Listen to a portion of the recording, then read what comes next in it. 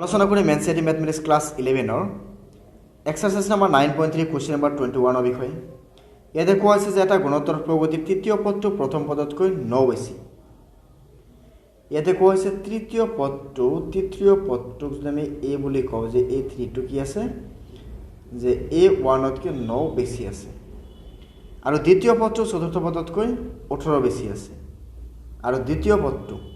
মানে a2 টো কি আছে দ্বিতীয় পদটো চতুৰ্থ পদতকৈ তাৰ মানে a4 তকৈ কিমান আছে 18 বেছি আছে প্ৰগতিটোৰ প্ৰথম চাৰিটা পদ নিৰ্ণয় কৰিব লাগে ওকে সো ইয়াতে আমি কি কৰিম প্ৰথমতে আমি এনেকৈ লিখিম যে সলিউশন লেট প্ৰথম পদ সমান সমান a আৰু সাধাৰণ অনুপাত সমান সমান r so according to question সেটা কি কইছে যে a3 is equal to a1 plus 9 মানে প্রথম পদটো যোগ 9 যোগ করলে তৃতীয় পদের সমান হবে যে তৃতীয় পদটো প্রথম পদতকৈ 9 বেশি তেতিয়ালে তৃতীয় পদ আমি সমান কার হব যে তৃতীয় পদটো সমান হব প্রথম পদৰ লগত যদি আমি 9 যোগ করি সেতিয়া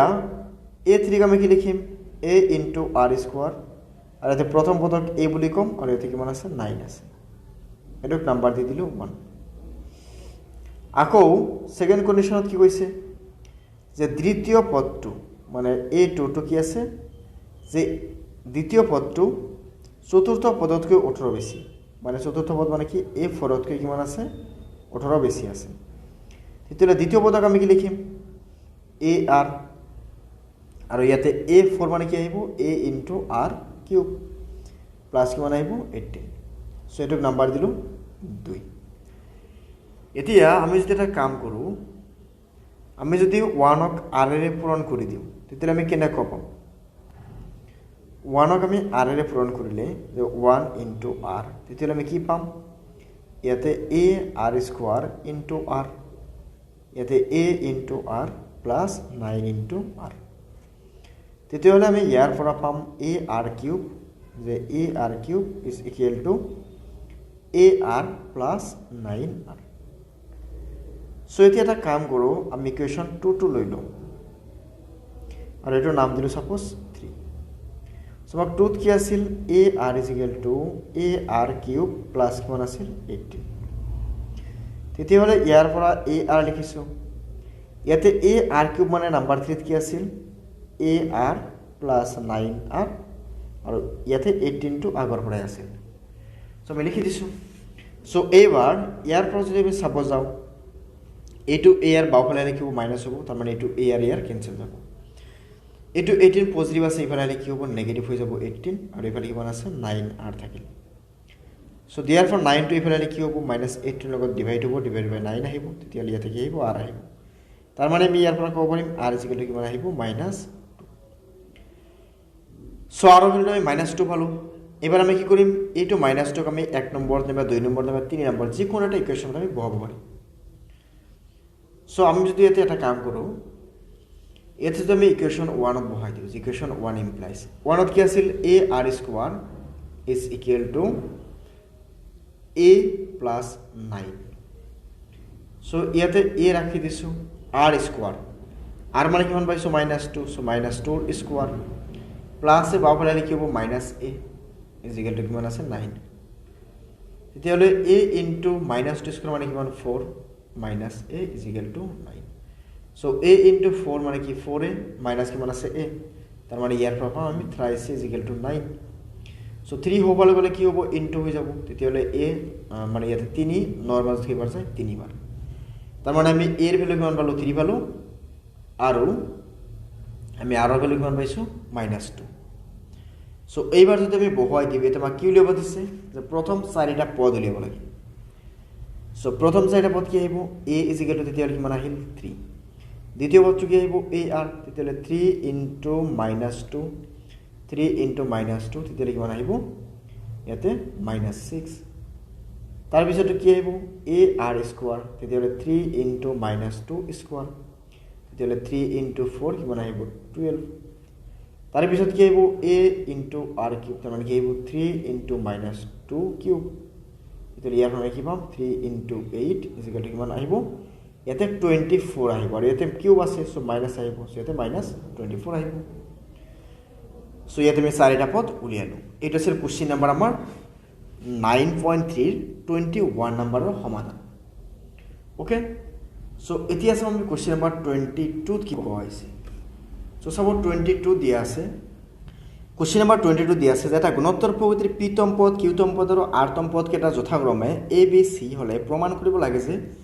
a to the power q minus r b to the power r minus p and c to the power p minus q is equal to কিমান আহিব 1 আহিব সো আমি ইয়াতে লিখিছো সলিউশন আমি এনেকে লিখিলো যে লেট প্রথম পদ আমি সাপোজ এনেকে ধৰি লৈছো যে প্ৰথম পদ আমি ধৰি লৈছো সাপোজ এবাৰ ক্যাপিটাল A সাধাৰণ অনুপাত আমি সাপোজ ইয়াতে ক্যাপিটাল R ধৰিলো কিয়নো ইয়াতে আমাক যেহেতু আৰতম পদ কিউতম পদ পিতম পদ উলিয়াব লাগে গতিকে আমি ইয়াতে ডিফাৰেন্টলি ধৰি লৈছো আৰু আমাক ইয়াতে কি কৈছে যথাক্ৰমে পিতম পদক a বুলি কোৱা হৈছে কিউতম পদক r b বুলি কোৱা হৈছে আৰু আৰতম পদক c বুলি কোৱা হৈছে তেতিয়াহ'লে এতিয়া আমি স্মল a ব্যৱহাৰ এতিয়া আমি কি কৰিলে বস্তুখিনি মেটচ আপ হৈ যাব যদি আমি প্ৰথম পদক a বুলি ধৰি লওঁ স্মল a বুলি ধৰি লওঁ ওকে যদি অ্যাকর্ডিং টু কোশ্চেন আমাক কি কৈছে যে ইয়াতে আমাক কৈছে পিতম পদ যে সাপোজ আমি টি ধৰি লৈছো যে T P is equal to কি দিয়া আছে a দিয়া আছে আকৌ ইয়াতে কিউতম পদ দিয়া আছে আমাক ইয়াতে b আৰু আৰতম পদ আমাক ইয়াতে দিয়া আছে কিমান c তেতিয়াহ'লে আমি ইয়াৰ পৰা কি পাম তেতিয়াহ'লে টি তম পদ ইয়াতে কিমান আছে p আছে তেতিয়াহ'লে আমাক ফৰ্মুলা মতে কি আহিব a into r to the power কি আহিব p minus 1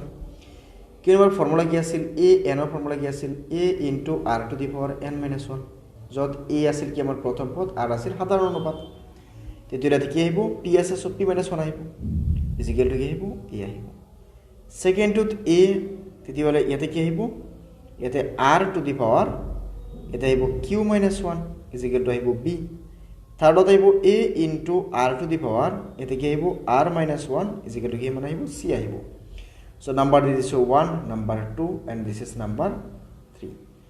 তো এতিয়া আমাক ইয়াতে কোশ্চেনত কি কৈছে যে a টু দি পাৱাৰ যে নাও লেফট হ্যান্ড সাইড আমি যদি লৈ লওঁ কি আছে a to the power q minus r into b to the power r minus p into c to the power p minus q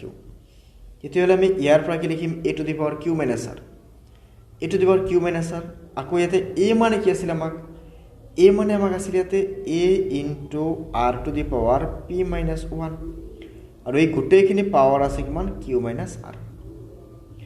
into b মানে কি আছিল a into r to the power q minus 1 এটো power কিমান আছে এটো power আছিল r minus p আকৌ আমাৰ ইয়াতে c মানে কি আছিল c মানে আছিল a to the power r to the power minus 1 আৰু ইয়াতে কিমান আহিব ইয়াতে আছে আমাক p minus q সো এতিয়া যদি আমি গোটেইখিনিক মাল্টিপল কৰো তেতিয়াহ'লে আমি কি পাম এই দুটা বস্তু মাল্টিপল হৈ যাব তেনে মাল্টিপল হোৱাৰ লগে লগে ইয়াতে কেনেকুৱা ধৰণৰ আহিব ইয়াতে a to the power এনেকুৱা আহিব যে a to the power আহিব যে q minus এই দুটা বস্তু ইয়াতে আহিব a to the power q minus r আৰু ইয়াৰ পৰা আহিব কি প্লাস r minus p ইয়াৰ পৰা আহিব কি plus p minus q into ইয়াতে r to the power কিমান আহিব r to the power এই দুটা আহিব মানে r to the power p minus 1 into q minus r আৰু ইয়াৰ পৰা আহিব q minus 1 into r minus p into ইয়াৰ পৰা কি হ'ব r minus 1 into p minus q so এবাৰ আমি গোটেইখিনিক মাল্টিপল কৰাৰ লগে লগে আমি এখানে ক্যালকুলেশন কৰিলে a2 ক্যান্সেল কৰি কিনে কি আহিব a to the power 0 আৰু ইয়াৰ পৰা যদি আমি সাপোজ গোটেইখিনিৰ ওপৰত কিমান আহিব r to the power p into q so pq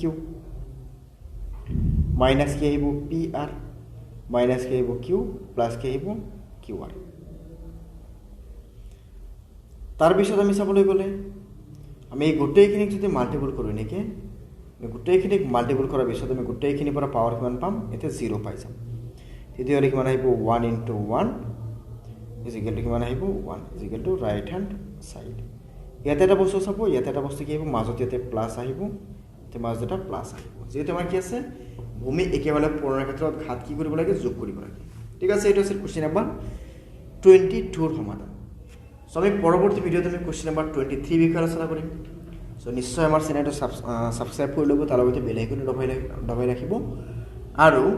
comment কৰি নিশ্চয় জনাব নাপাহৰিব এটলিষ্ট এটা হলে কমেন্ট কৰি জনাব ভিডিওখিনি কেনে পাই আছে ঠিক আছে সকলো লগ পাই আছো পৰৱৰ্তী ভিডিওত ধন্যবাদ